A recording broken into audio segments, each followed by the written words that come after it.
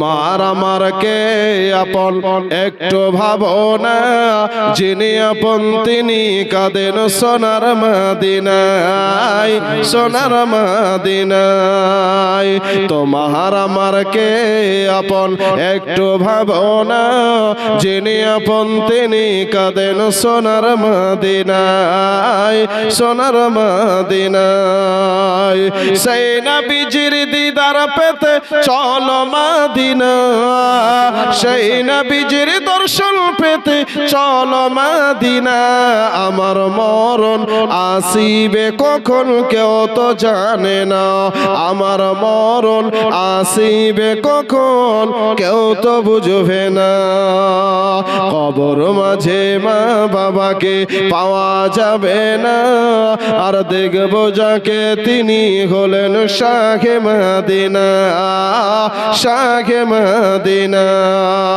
কবর মাঝে মা বাবাকে দেখা যাবে না, দেখবো যাকে তিনি হলেন শাহে মদিনা, শাহে মদিনা।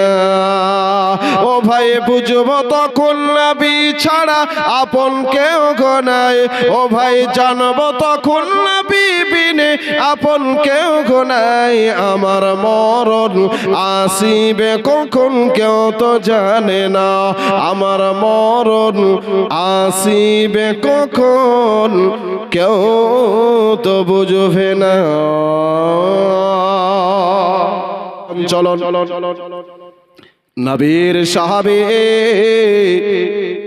হযরত ওমর রাদিয়াল্লাহু তাআলা আনহু যেমনি নবীর দরবারে দাঁড়িয়ে এই কথা বলা, আরো সাহাবীরা বললেন ইয়া রাসূলুল্লাহ, আমাদের এই রকম কেস ঘটেছে হুজুর গো, আপনার সম্মুখে বলার সাহস হয় নাই। আল্লাহর নবীজি নিশ্চুপ হয়ে গেলেন। এইবারে হযরত ওমর রাদিয়াল্লাহু তাআলা আনহু বলেন ইয়া রাসূলুল্লাহ, ইয়া হাবিবাল্লাহ, নবী গো আপনি একটু বলে দেন আমাকে তাওবা করলে ক্ষমা হবে নাকি কাফারা দিতে হবে নাকি কে করতে হবে? আল্লাহ তাআলা সঙ্গে সঙ্গে বাবা এই সূরা বাকারার 187 নম্বরের আয়াতের প্রথম অংশটা নাযিল করে দিলেন।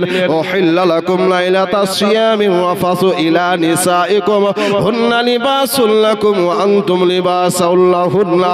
মহান আল্লাহ তাআলা জানিয়ে দিলেন, বলে শোনো, উহিল্লা লাকুম লাইলাতাস সিয়ামি ওয়াফাসু ইলা নিসাইকুম। আল্লাহ তাআলা বললেন, বান্দা বান্দিরা, আমি আল্লাহ রমজানুল মুবারক মাসের রাত্রিতে তোমাদের জন্য তোমাদের বিবির সঙ্গে মিলিত হওয়াটাকে আমি আল্লাহ বৈধ করে দিলাম। কেননা বিবিরা হলো তোমাদের পোশাক আর তোমরা হলে বিবিদের পোশাক।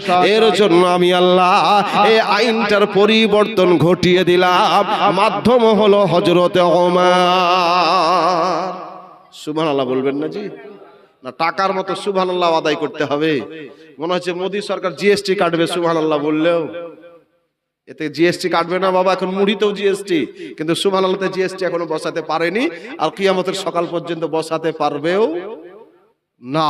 একটু জোরে সুবহানাল্লাহ বলেন তো দেখি, আর একটু মহব্বতে বলুন তো। এবার একটু মোটামুটি হয়েছে, তাও মিহিমাটি হয়নি আলু লাগার মতো। আজকে চলুন এ নবীর সাহাবী হযরত ওমরের চলল রাত্রি বেলাতে। আজকে বাবা জীবন বিবির সঙ্গে মিলিত হওয়া বৈধ, তার জন্য বিধানটা পেলাম হযরতে ওমর রাদিয়াল্লাহু তাআলা আনহু। আজকে বাবা জীবন আসুন, আল্লাহ রাসূল সাল্লাল্লাহু আলাইহি সাল্লাম একজন ব্যক্তির জানাজায় যাবে। হযরত ওমর রাদিয়াল্লাহু তাআলা আনহু বলেছিলেন, ইয়া রাসূলুল্লাহ, ইয়া হাবিবাল্লাহ, নবী গো, এই ব্যক্তি হলো আপনার দুশমন, এই ব্যক্তি হলো আপনার শত্রু। ইয়া রাসূলুল্লাহ, আপনার পেছনে নামাজ পড়ে, আপনার পিছনে আজকে জামাতে নামাজ পড়ে, আপনার সঙ্গে ইফতার করে, আপনার সঙ্গে থাকে, কিন্তু হুজুরে হলো আপনার শত্রু, ইসলামের শত্রু, আল্লাহর শত্রু। ইয়া রাসূলুল্লাহ, ইয়া হাবিবাল্লাহ, নবী গো, এর জানাজাতে আপনি অ্যাটেন্ড করবেন না, আপনি প্রেজেন্ট হবেন না। আল্লাহ রাসূলকে কড়া ভাবে হযরত ওমর রাদিয়াল্লাহু তাআলা বলে দিয়েছিলেন। ওই জানাজার নামাজে আল্লাহর নবীজি আপনার অংশগ্রহণ করলেন। সেই ব্যক্তিটার নাম ছিল আব্দুল্লাহ ইবনে উবাই ইবনে সুলুল। এই ব্যক্তির জানাজার নামাজে আল্লাহর নবীজি অংশগ্রহণ করলেন। জানাজার নামাজ হয়ে গেল। মহান আল্লাহ তাআলা সঙ্গে সঙ্গে কোরআনের আয়াত দিয়ে দিলেন 10 নম্বর পারা সূরা তাওবার 84 নম্বর আয়াত আল্লাহ তাআলা বলে দিলেন, হে নবী আপনি জানাজাটা পড়ে নিয়েছেন ঠিক আছে, কিন্তু পরবর্তীর জন্য আমি আল্লাহ বিধান দিয়ে দিলাম, ওয়ালা তুসাল্লি আলা আহাদিম মিনহুম মাতা ওয়ালা তাকুম আলা কবরিহি। আল্লাহ রাসূল বললেন, হে আমার রাসূল, পরবর্তীতে আজকে আপনি শুনে নিন, কখনো তাদের জানাজার নামাজে অংশগ্রহণ করবেন না, তাদের কবরের কাছেও দাঁড়াবেন না। তারা বলতে কারা? আল্লাহ তাআলা জানিয়ে দিয়েছেন, মুনাফিক হবে যারা জানাজার নামাজে আপনি তাদের অংশগ্রহণ করবেন না। তো হযরত ওমর আগেই বাধা দিয়েছিলেন, আল্লাহ রাসূল জানাজাটি পড়লেন, পরবর্তীতে কোরআনের আয়াত নাজিল হয়ে গেল। হযরত ওমর রাদিয়াল্লাহু তাআলা আনহুর রায় মোতাবেক, জোরে বলি সুবহানাল্লাহ।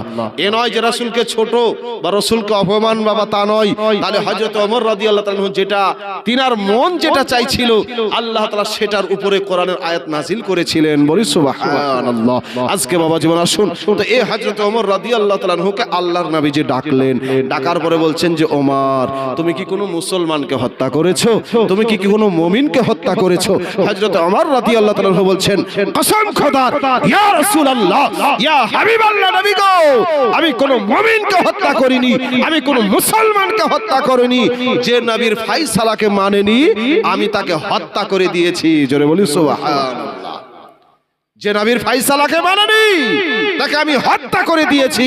মহান আল্লাহ তাআলা বলেন, জিবরাইল যাও সূরা নিসার 65 নম্বর আয়াত নিয়ে চলে যাও, ফালা ওয়া রাব্বিকা লা ইউমিনুনা হাত্তা ইউহাক্কিমুকা ফীমা শাজারা বাইনাহুম।